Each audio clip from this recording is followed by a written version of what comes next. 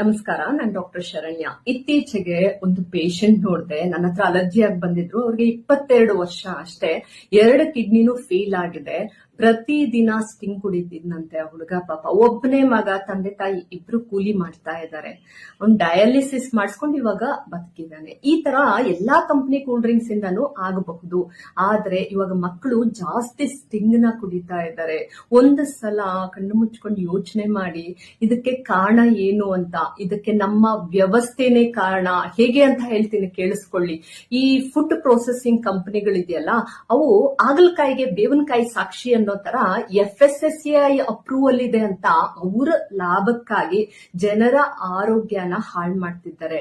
ಇನ್ನ ಈ ತರ ವಿಷಕಾರಿ ಪದಾರ್ಥಗಳಿಗೆಲ್ಲ FSSAI ಅವರು ಕಣ್ಣು ಮುಚ್ಕೊಂಡು ಅಪ್ರೂವಲ್ ಕೊಡ್ತಾ ಇದ್ದಾರೆ.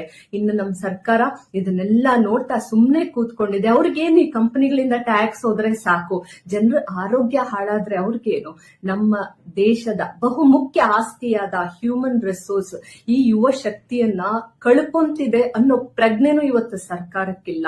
ಇನ್ನು ನಾವು ಡಾಕ್ಟರ್ಸ್ ಕಾಯಿಲೆಗಳ ಮೂಲನೇ ಹುಡುಕದೆ ತಕ್ಷಣಕ್ಕೆ ಮೆಡಿಸಿನ್ ಮೇಲೆ ಮೆಡಿಸಿನ್ ಕೊಟ್ಟು ಕಳಿಸ್ಬಿಡ್ತೀವಿ. ನಮ್ಗೆಲ್ಲ ದುಡ್ಡು ಸಿಗ್ತಾ ಇದೆ, ನಿಮ್ಗೆ ಆರೋಗ್ಯ ಸಿಗ್ತಾ ಇದೆಯಾ ಅಂತ ಒಂದ್ಸಲ ಯೋಚನೆ ಮಾಡಿ, ಒಂದ್ಸಲ ಸೀರಿಯಸ್ ಆಗಿ ಯೋಚನೆ ಮಾಡಿ ನೋಡಿ. ಮುಗ್ಧ ಜನರು ಈ ಒಂದು ಬೇಜವಾಬ್ದಾರಿ ವ್ಯವಸ್ಥೆಯ ಬಲಿಪಶುಗಳಾಗ್ತಾ ಇದ್ದಾರೆ ಅಂತ. ಇವತ್ತು ಏನಾದ್ರೂ ಒಂದು ಸೋಷಿಯಲ್ ಎಮರ್ಜೆನ್ಸಿ ಅಂತಿದ್ರೆ ಅದು ಆರೋಗ್ಯ. ಯಾಕಂದ್ರೆ ಒಂದು ಸಲ ಆರೋಗ್ಯ ಕಳ್ಕೊಂಡ್ರೆ ಮತ್ತೆ ನಾವು ಪಡ್ಕೊಳ್ಳೋಕ್ ಆಗೋದಿಲ್ಲ. ನೋಡಿ, ಆರ್ಥಿಕವಾಗಿ ಸ್ವಲ್ಪ ಹಿಂದೆ ಸರಿದ್ರು ನಾವು ಅದನ್ನ ಸರಿಪಡಿಸ್ಕೋಬಹುದು. ಆದ್ರೆ ಆರೋಗ್ಯ ಹಾಗಲ್ಲ. ಇದನ್ನೆಲ್ಲ ಅರ್ಥ ಮಾಡ್ಕೊಂಡು ನಾವೆಲ್ಲ ಇವತ್ತು ಜಾಗೃತರಾಗಿ ಈ ವ್ಯವಸ್ಥೆಯನ್ನ ಸರಿಪಡಿಸಬೇಕಾಗಿದೆ.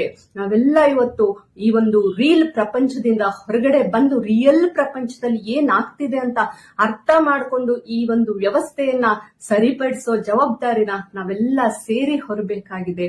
ಒಂದು ಸಲ ಯೋಚನೆ ಮಾಡಿ ನೋಡಿ.